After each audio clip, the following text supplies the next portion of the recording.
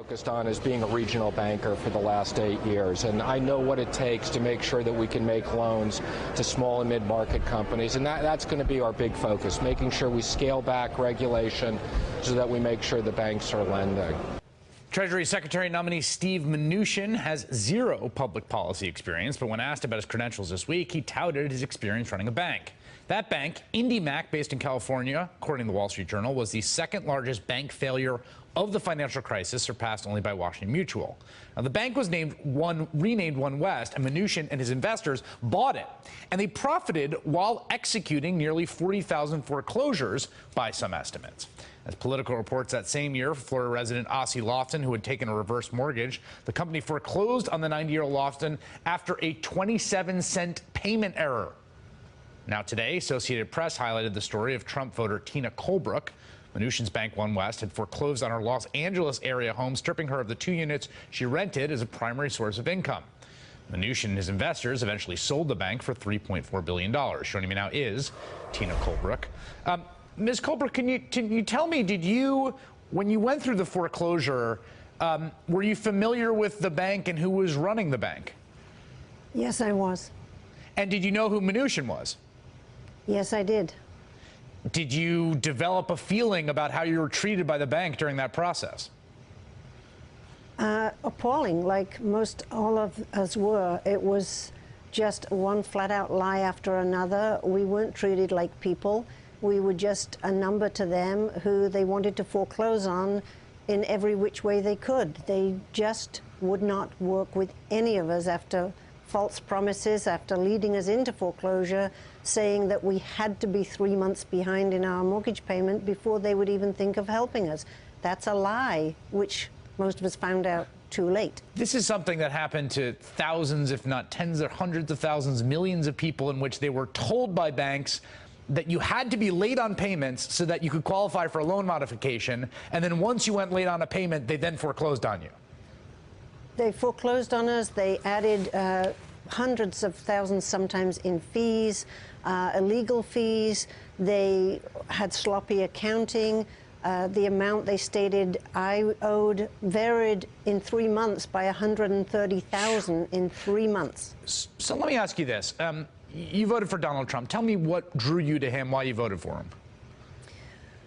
Like many of the people I'm in touch with who were foreclosed on by Mnuchin, we voted for Trump because we were fed up, like the most of America, with the politics as it is. We're fed up with the government and all those elected officials who were elected to serve the people, but they're really only serving themselves. They, vote in special, compensation for themselves, everything.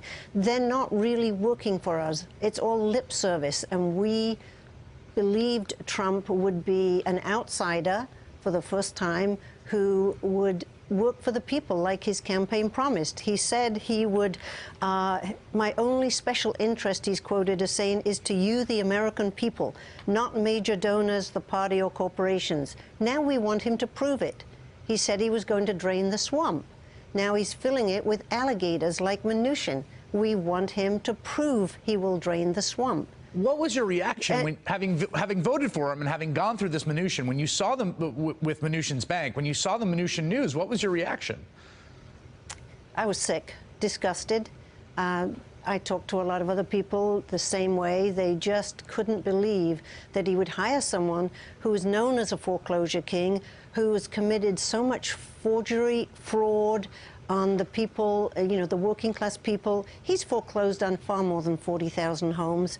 And, he labels us vexatious litigants when really they are vexatious foreclosers. He labels us deadbeats. Even the press really has labeled us deadbeats. We're not. I talked to a vice president of a bank who One West foreclosed on and stole over $1 million of equity. I've talked to doctors, to lawyers, to dentists, all professional people, all got taken in. Yeah. And if a banker can be foreclosed on by a bank, that's incredible and disgusting. So let me ask you this. Do you feel like you were played? Do you feel like you were hoodwinked? I think, yes, in some instances. I understand that he's got to, bring in a good team. But this one, There's plenty of qualified people out there who are not Wall Street insiders, who are not billionaires that were made billionaires off the backs of the working class people. The alternative wasn't great either, and there's no way I would have voted the other way for Hillary. But Mr. Trump needs to follow through on his campaign promises and prove to the American people that what he said he will follow through on. No billionaire insiders and no Goldman Sachs people. This is wrong. Right, we're angry, and we're watching him. Tina Colebrook, I really, really appreciate you taking the time tonight. Thank you very much.